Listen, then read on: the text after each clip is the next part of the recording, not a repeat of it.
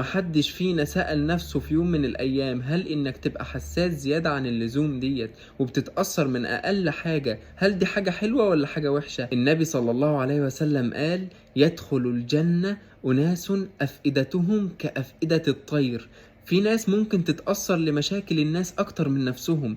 ما جربتيش تحكي لواحدة صاحبتك عن موقف مزعلك وتلاقيها هي في البيت بتكلميها بالصدفة وتلاقيها هي بتعيط علشانك وتقولي لها: مالك يا بنتي في ايه؟ تلاقيها هي زعلانة على الموقف اللي مزعلك وعمالة تعيط وانت نفسك اصلا نسيتي.